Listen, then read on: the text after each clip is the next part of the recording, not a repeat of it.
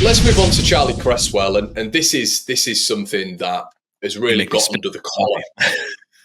Yeah, it's really got under the collar of a lot of Leeds fans, and understandably so, to an extent, in my opinion. I think rational. I think rational explanation from either side is obviously absolutely fine. I think the problem is when it comes to passionate debate and discussion that maybe some Leeds fans maybe feel that they have been wronged by an alternate point of view, and that extends to the proper football, the general football fan, not the proper football fan. And look, I think to have a discussion about it is key. To get your opinion is key. To have my opinion maybe on a bit more of an extended platform, because really on the rumour mill and on the debrief we don't fully get into it. And I think it's really important to have a little bit of a discourse on what's gone wrong with Charlie Cresswell. And I'd like to preface this with, we don't know fully as of yet, and this is the problem, I guess, with sort of discussing Charlie Cresswell, because we never get his side of things. With Jed Spence, we never got his side of things. We are adding one and one together and potentially getting two, but also potentially getting three as well. With sort of Daniel Farke's side of things, the reports behind these sort of, in my opinion, sometimes rash conclusions. And I think it's good to get into it, Gabe. So let's get into it as of right now. Where do you stand when it comes to Charlie Cresswell? He's been left out of the squad. Daniel Farke 4 weeks ago had said that he praised his almost his attitude, his leadership, and the quality individual he is. And he was right banging on the door. He was ready to come right in, and that Rodon and Pascal had to be sharp because he was training so well and playing so well. And so where do you see that, Gabe, in a sporting capacity? And we don't know really what's gone on there, but how could that have gone wrong so quickly when we're talking about maybe a 3 to 4 week period where general characteristics are being praised and suddenly he's been left out of the squad? If we're joining the dots together, his mentality's not right. Richard Cresswell, his father, who was formerly of Leeds United, is putting posts up saying it'd be nice to see him play. What, in your opinion, has gone wrong there? Okay, so I'm always a proponent of Occam's razor, which is just the simplest solution is the most likely, right? That instead of concocting theories and really getting in our head about this, we should just look at what we know. We know that Farke hasn't rotated the squad very much during the season. Willie Nanto's getting peanuts for minutes. Jaden Anthony the same. Ilya Gruev, so much to the point where people were like, he doesn't trust Gruev. Now he's in the side last couple matches. If Ilya Gruev's father posted something on social media, I have no doubt that he'd be in the same situation as Charlie Cresswell. I don't think Charlie Cresswell was not being played because of anything that Farke just said. I think he was not being played because Farke liked the center halves he had, and he liked to go with them. Ilya Gruev wasn't being played not because he was out of favor, but because Kamara and Ampadu were playing well, and that's what Farke liked, and that's what Farke wanted to do. Anybody that questioned whether that is the right thing, directly or indirectly, is going to lead to Farke flexing his dictator muscle. Now, look, this is not. We could debate all day long whether we think that's a good form of management. I personally do not, but it doesn't mean you can't be effective and good at this particular level or at the top level if you have the absolute total support of the board and control the changing room, which I think we found in the modern era. Maybe only one or two managers has that. We do know that at Norwich, Farke fell out with pretty much every player that, not pretty much every, but a number of the top guys at Norwich. His way or the highway, froze them out. And what we mean by freezing them out as in they got benched and didn't get moved on right away. So we know that he falls out with players, and we know that a lot of it is just he doesn't want any doubt who's in charge at all times. Now, on one hand, I agree with that you have to have people on side. However, he's a disciplinarian, isn't he? I think but do you punish a player for something his father said? Like, to me, and Farke has done a number of things throughout his career. I'm not necessarily talking about his Leeds United time, but I do think a symptom of it has been maybe perhaps shown recently. Even questioning him is perceived as a challenge to his authority. And for me, that's a sign of insecurity and weakness, not strength, but well, can I ask you a question, Gabe? So yeah. And listen, I think it's really key to note that he's not directly sort of Connor. He destroyed Cresswell in the press. Okay, he absolutely eviscerated him in the press when people ask questions. That was, for me, that was out of order. Yeah. Okay, yeah, and this is where I'm working with it really, and I've mentioned this on a couple of videos. I don't agree with it. I don't agree with it whatsoever. I think how he's gone about the Cresswell situation, correct. Even if Charlie has had a few problems behind the scenes, he has been a dedicated player for Leeds for a long period of time. There were fans talking about him being the next captain. Bielsa used to mention him glowingly as well. There has been a lot of plaudits around this guy's name, and suddenly within a 3-week span, gave him plaudits 4 weeks ago. You're right. He did, yeah. And this is suddenly turned completely on its head. I know a lot can change, but now from a footballer's perspective, there's no way Charlie can come out and almost prove that he loves the club. He's putting like 10 out of 10 performances in. There's no way Farke holds all the keys, all the cards. Yep. So there was a comparison with a young player as well at Norwich who I wanted to speak on. And Farke had a little bit of a falling out with a couple of players there, but we also know that he had a falling out with Todd Cantwell, which was very, very public. Now, Todd Cantwell was a young player at the first bout of when he fell out with Daniel Farke. This was obviously when they got promoted the first time out. And I just feel that it seems to be a bit of this was a bit of a public falling out as well with Cantwell. And I just feel sometimes when it's young players in particular, it comes across as he's a disciplinarian, that's the right way of being. But also you can really harness a lot of quality from some of these young players. Todd Cantwell in particular, but Charlie Cresswell's been at the developmental squad with England. He's always in this, the 11. He's been part of this Leeds setup for his entire life, really. He's got a real connection with the club. And I just think it's a little bit dangerous to almost bury the player publicly. And he's done this with Cantwell. He said, he questioned Cantwell's mentality when it came to a relegation battle. When you get the feeling they are ready for intense battles and fighting against relegation for a newly promoted team who has to be 100% every game, then we will use them. You can only be mentally fully prepared at this level if you are physically fully ready, and that comes from knowing you've trained all week at top intensity. We can't change how the last months have developed, but he now has a huge task ahead. Yeah, as I say, it's not a burial of Todd Cantwell there, but for me, there's a real. It is when you can't respond, though, Connor. You're right. If you can't come back in the press, which a player can't do, like they could do, but then they get labeled as a problem child if they come back in the press. And he said here as well, the rules are clear for each player. You have to be mentally prepared and show consistency in training and be available. The standards and the levels are there for every player. Now, that is true. That is obviously true. We know that. But I'm just not 100% sure that can be a thing that is known behind the scenes. 100%.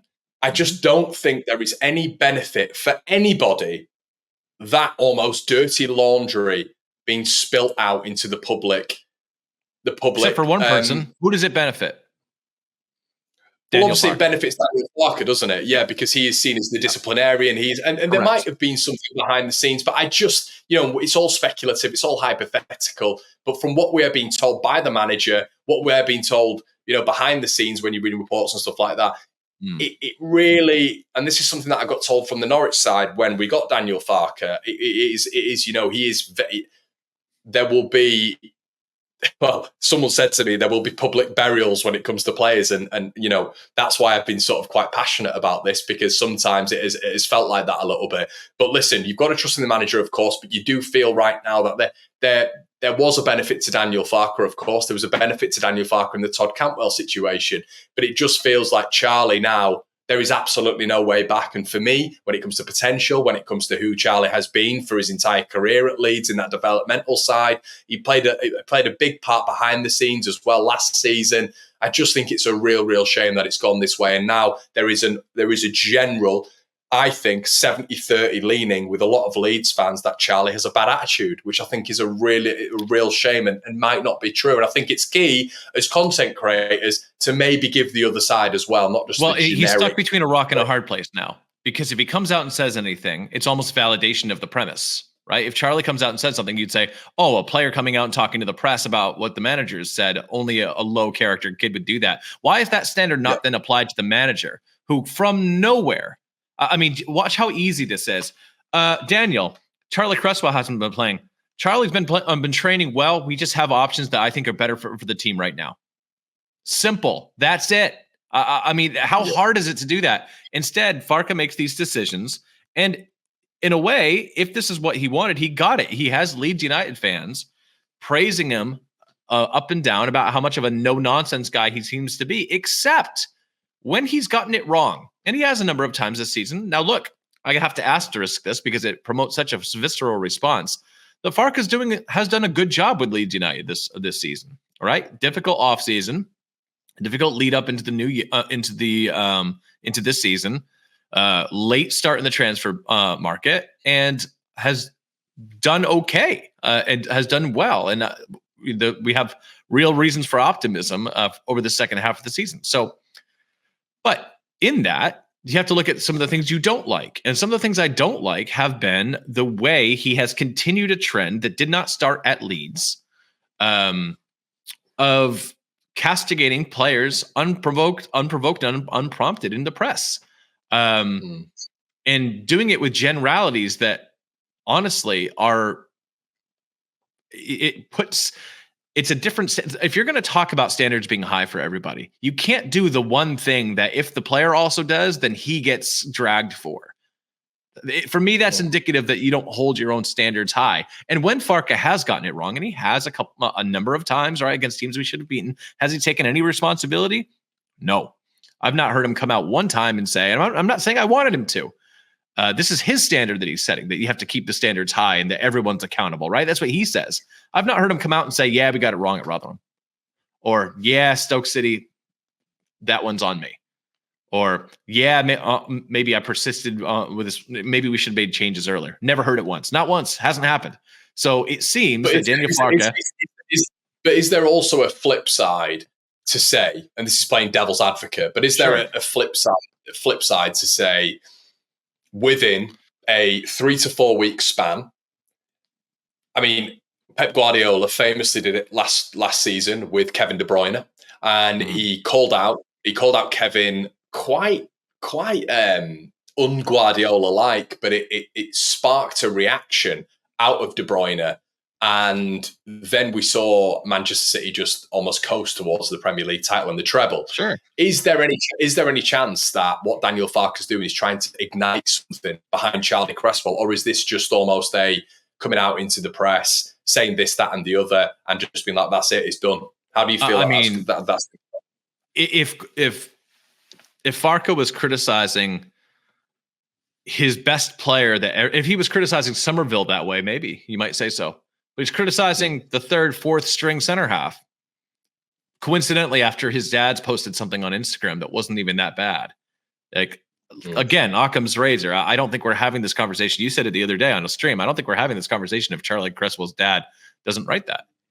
I don't even think it's a topic. And for me, that's not indicative of a mad genius manager trying to get the most out of his player. That's indicative of a manager who wants to play PR games with his own guys. The other thing I want to throw out here is that, let's just say, and this is only a hypothesis I have, this isn't like my deeply entrenched opinion. I don't know Daniel Farke is doing that. And I'm not necessarily, of the camp that's 100% what's happening. But if this was 15 years ago, it wouldn't be rare for that to happen. And you might say, okay, this is a good way of lighting a fire under people. However, Daniel Farke does have this reputation of doing this and losing his changing rooms after a couple of years, or in the case of his career in the Bundesliga, midway through the season, right? So I'm not saying this is right. I'm just acknowledging reality. The modern players are different. Wherein, people our age might have played, they would be like, hey, the boss is in charge. Sometimes we don't like it. And the job in the changing room would be to wrap your arm around Charlie, be like, hey, just listen to what he actually says and use it as motivation. Now the other guys, because the modern players aren't like that as much. The guys are looking around and be like, hey, if he does it to him, he may do it to me. Like, what did Charlie do? What am I going to do that I don't even know that pisses this guy off? And then he goes in the press and hurts my career. Because make no mistake, that's what he's done here. He's hurt Charlie Cresswell's career. He has. I'm not saying you can't recover from it. I'm not saying that there's no way forward for the player. But if you basically say, hey, his training levels haven't been good, his focus hasn't been good, a month after you just praise them, either one thing's true. Either it's true that he's a good trainer or he's not. Either you were lying the first time or he turned on a dime because he's not happy, which shows an attitude problem. Either way, so he's either super inconsistent or he has bad attitude. You see what I'm saying? There's no way to paint this as a positive thing for the player. And, these guys get one career and they're going to be somewhat selfishly minded. As a Leeds United fan, should you be happy about it? I think we're starting to see a number of incidents now where many might say, hey, this shows that he doesn't take any crap from the players. If you keep looking, that could be right. That could be 100% what it is, but it also could be that he starts shit with our own players to make himself look good in the press and to a fan base that seems to appreciate taking people out. But is there also an argument, once again playing devil's advocate, that if these players are surplus to requirements, maybe when you're looking at Jed Spence, maybe when you're looking at Charlie Cresswell, the risk isn't really there for Daniel Farke. You were just speaking of a Jorginho Rutter, you were speaking of a Crysencio Somerville. It's sort of risk averse, isn't it? Really directing your criticisms at those sort of players, because those sort of players aren't really the fulcrums of this side. But to be fair to Daniel Farke, Willie Gnonto, who was a part of this side at the start of the season, Gabe, he came out and criticised him. So is you're looking at that, and when you're looking at the spectrum of people that he has criticised, we've known it's Gnonto, it's Spence, it's Cresswell in a very short period of time. We're only in January, of course, but is there an argument that on a lot of those players and a lot of those opinions, it's been spot on? Maybe. The issue for me is there substance to the criticism? Is this the way you should conduct this kind of business? That's where I am. Are you holding up the standards that you purport for other people? Daniel Farke would not accept for 1 minute a criticism of, like, let's say Sam Byram came out after a match and said, the center halves have to do a better job. That's accountability, right? No, he would say, no, you don't criticize your teammates, right? We're all, Daniel Farke would say, this is a team and all this kind of stuff, and we do this together, and I'll have a word with Sam about it. Why is it okay then for Farke to aim pointed criticism out of nowhere, essentially unsolicited, of certain players in the press? Why? He's not holding up the standard that he sets. He has said it before. I'm just as accountable as everybody else for the same stuff. So that's my issue with it. It's not, is it the right thing to say? Because maybe it is. I don't know. Maybe he was 100% right about Charlie Cresswell, and maybe he's 100% right about Jed Spence, and maybe he's 100% right about Willie Gnonto, and maybe he's 100% right about Jorginho not needing to do any flick-ons or not megging anybody, or just keep his game simple and make the system look great. Maybe he's right about all that.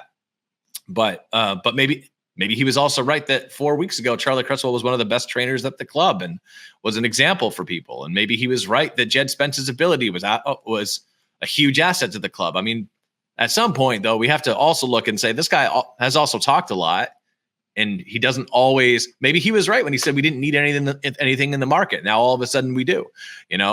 I think we have to look at it and say, we don't have to throw the Farke out with the bathwater here, but we do have to ask, say, hey, you know what? Some of the stuff he says doesn't always line up and isn't always consistent of what he said and the standards he says he's setting. And that's worthy of discussion and questioning. I don't think it's worthy for a hasty conclusion to say that this guy's a tosspot and needs to go. I mean, I think that'd be ridiculous, but it's not just for YouTube. I mean, people in pubs will be talking about Farke as well.